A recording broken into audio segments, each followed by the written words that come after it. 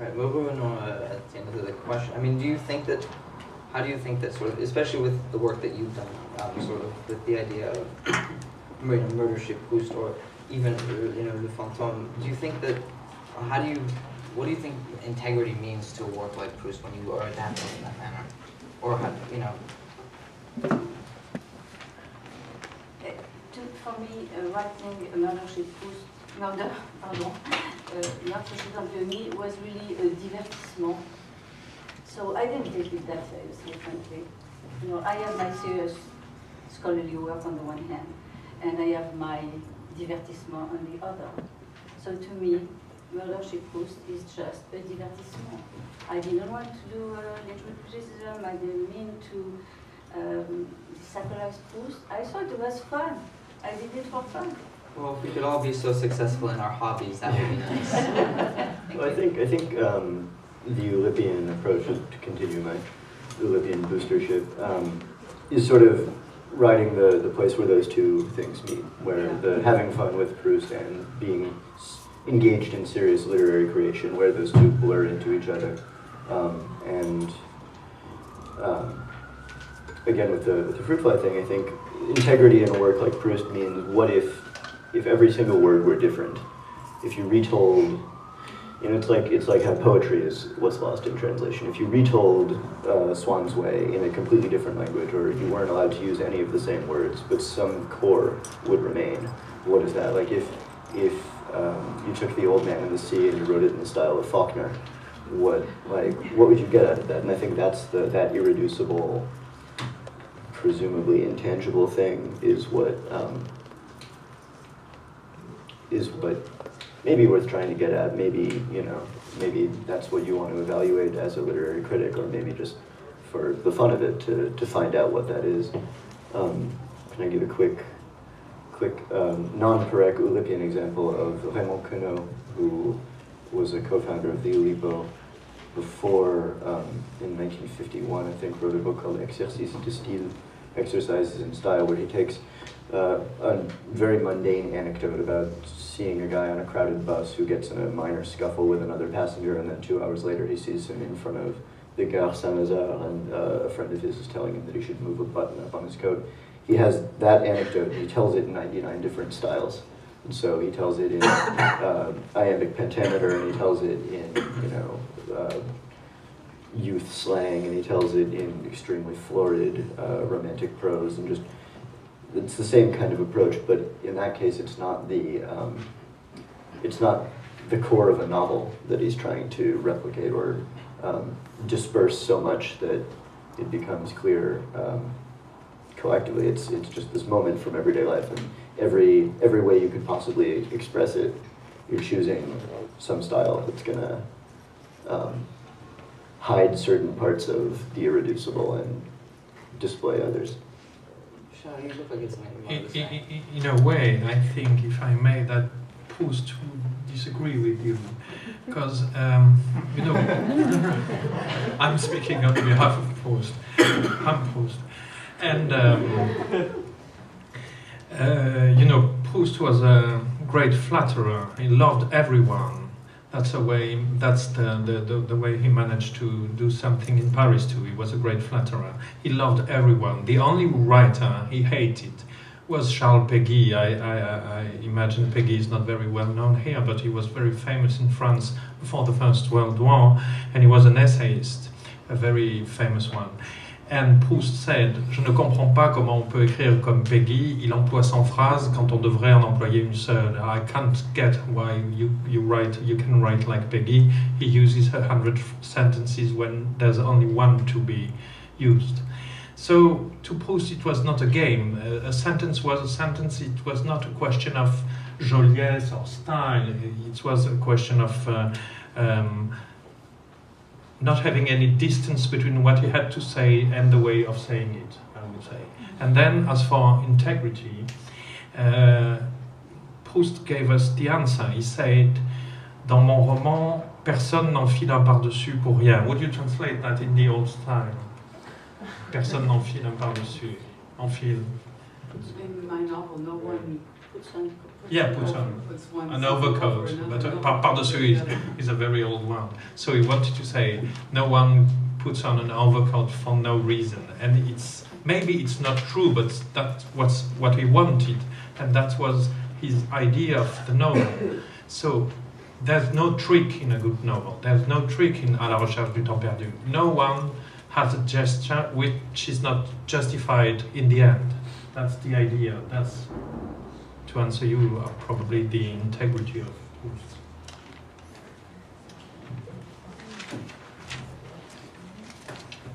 I mean, I think Did you that, write longtemps j'ai toussé de bonheur? Le bonheur.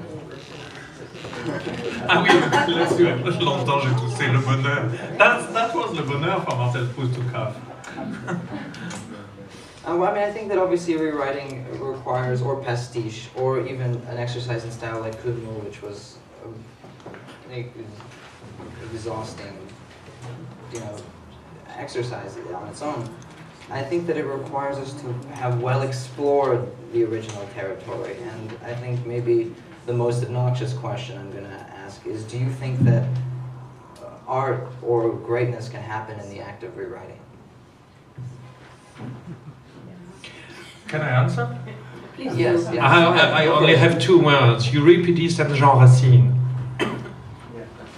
He rewrote, Racine rewrote Iphigenie or whatever play by Euripides that you can imagine. So I think it's not a bad right. And of course, La Fontaine rewrote Aesop, and we have many examples in French literature of rewriting, which is very successful. And John Ritchie, writing City of Nights, is the rewrote Marcel Proust in a way. Wouldn't you say that? You have a hustler like Morel, you have an old guy paying younger guys to get sex, which is Le Baron de Charlus. You have an adept of S&M, which could be the narrator. It works. Works. I mean, I think Racine is a bit of a cop. It's like, I don't know. It's like saying, does anybody after Socrates have a good idea? Where there was Kant. It's like you can't. I don't know. I mean, I think. Do you think there's any styles, I guess, that work best with rewriting? I mean, with Racine and Euripides, they stuck to the same. Obviously not, but to an extent they stayed in the same form. Do you think there's a form that works best for rewriting or an exercise like this? I mean, In what sense? a style or a medium of any sort that works most effectively. Because when Proust did Le Moine, there was, he didn't. As you said, it was more in a way of identifying ideas inside of a text. But also, he did tinker with style, and I was wondering, do you think that he would have lost it if he'd only done one sentence, like Becker?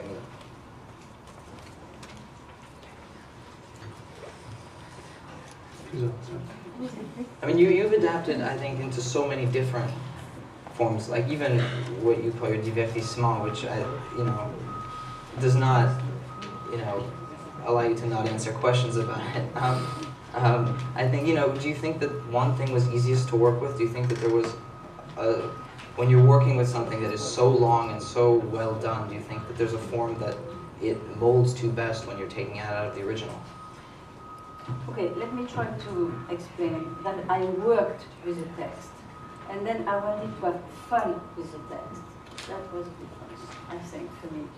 So I decided to choose a mystery genre, because I also know that for some people it's very difficult to enter à la recherche du temps perdu. I know that, I'm aware of that. Not for us, obviously, but for other people. And I thought it would be a good way to have une petite porte, a little door, to big work.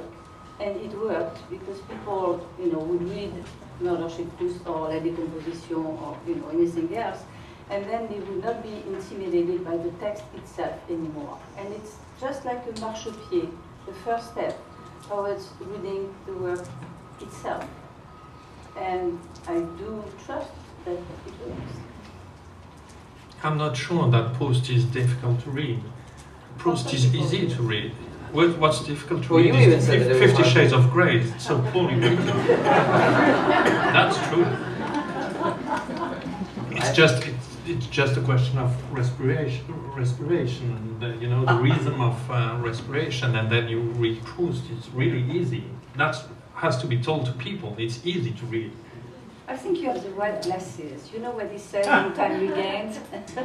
He says, my book is for people, you know, it's like an optic instrument, and it is good for some people and it is not good for other people. And that's all right. It doesn't matter I'm wrong, it doesn't matter I'm right. It's just that you do not have les bons yeux pour me lire, the Exactly. good eyes to read me. So you do have the right glasses. I think we're running out of time, but I think we want to ask questions. If anybody has questions for anybody, please. Yeah, you. I'm particularly taken with Professor Dezon-Jones's idea about the utility of the pastiche preparing to write the novel. And in my mind, I saw art students sitting up there, easels in the Louvre to do Delacroix before they worried about doing their own thing.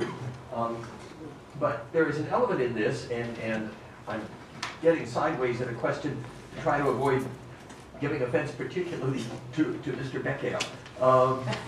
There is also an element to me that I always found in the pastiches of playfulness. Well,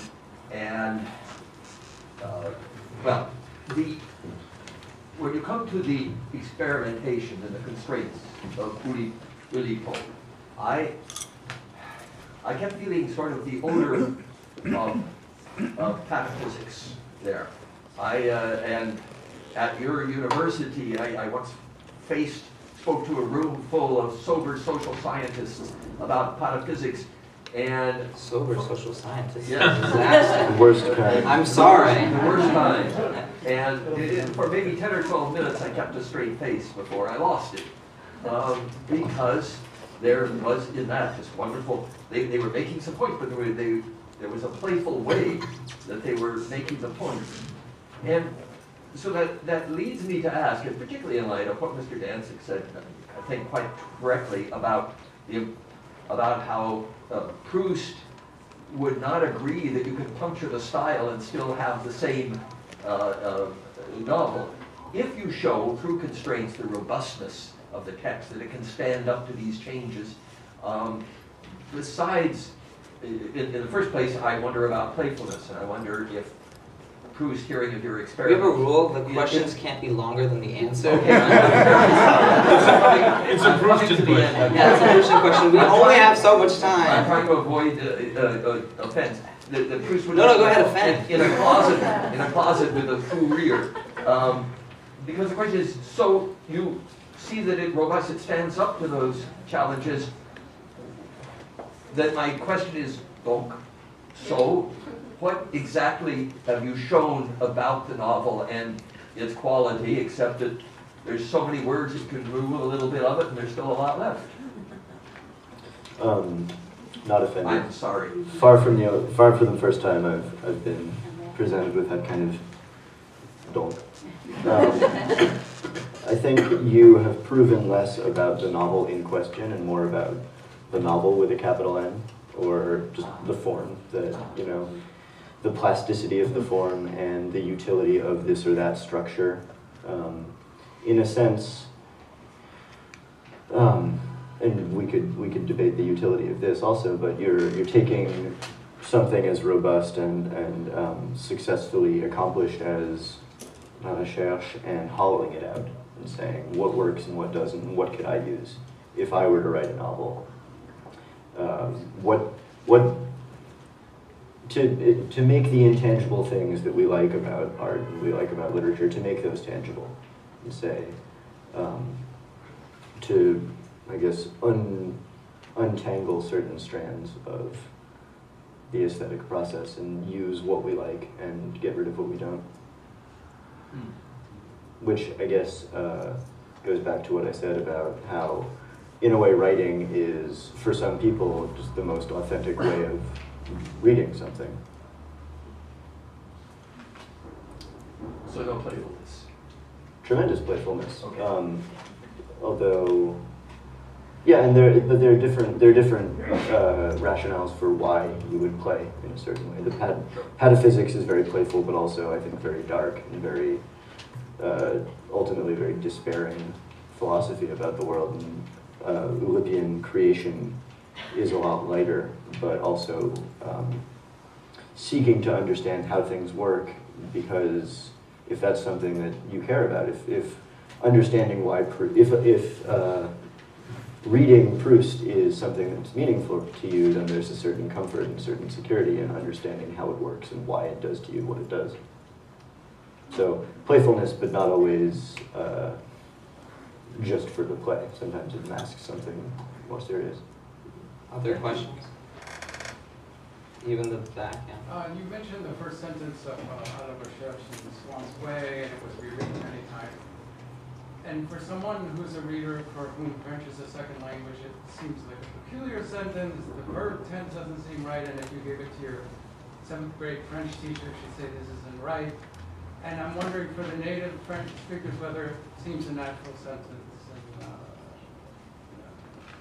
to say, je me suis, je me suis couché de bonheur, and not je me couché de bonheur, or something like that. So, Yes, if you were Flaubert, you would probably have used an imperfect, l'imparfait. Longtemps, je me couchais de bonheur, which is the right grammatical form of the verb, you know. But of course, it shows le passé composé, which makes the sentence completely different. I'll add that. Well, it's a more proper way of speaking French. Longtemps je me suis couché de bonheur. I can see how you could use le parfait or... Un imparfait de répétition, le repetitive imperfect. Longtemps je me couchais de bonheur, Yeah. that's imparfait. No? Yeah, that's right. Yeah. Well, it was a trick for once, because I think that the idea of Proust was to nouer le lacet, how would you say it? To tie the laces. Because it's very simple. The first word is longtemps, which contains the word temps, time. And then the last word of the novel is temps as well. So it's a little trick. He needed that in order to impress hasty readers.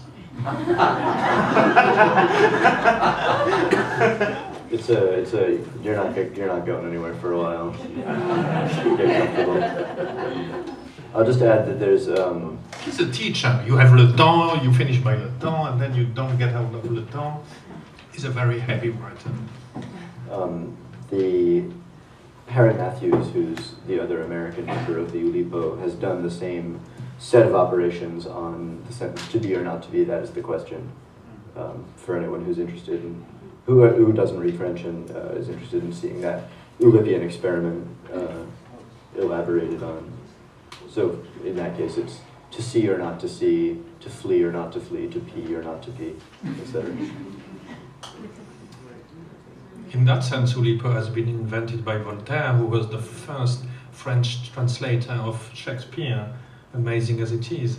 And he translated, because he went to England, and he came back with Shakespeare, if I may say, and he translated Hamlet in Alexander Aciman, which is not the most evident way to translate Shakespeare. So that is Oulipo, isn't it?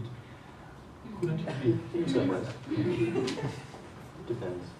I think we have, You yes. consider translation, to what extent would you consider that rewriting of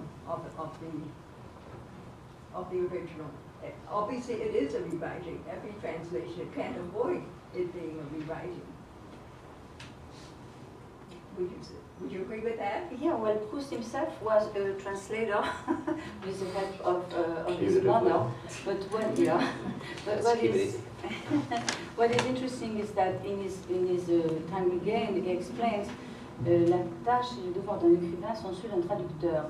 The task and the duty of a writer are those of a translator, because he thought that it was not a matter of translating English into French. It was a matter of translating what he calls le livre intérieur, the inner book, into a book that everybody can recognize. And that, to him, translation was indeed rewriting, I think. When I read Ruskin in English, Mm-hmm. I think of Le Grand Dame, Mm-hmm. and I wonder if you picked up some of the phraseology and was successful in translating it into French.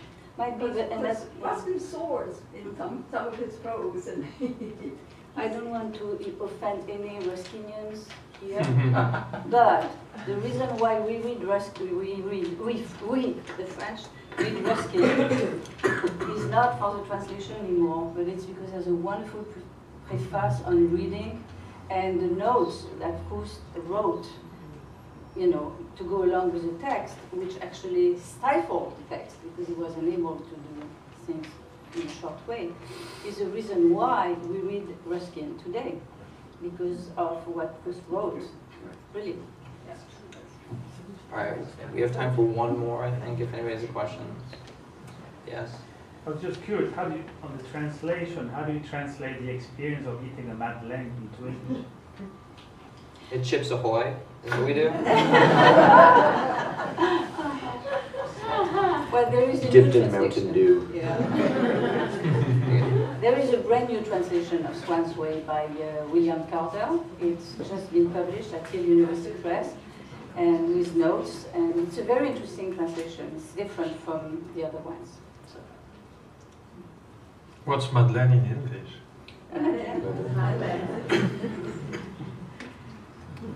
All right, well, thank you so much for coming. Thank you.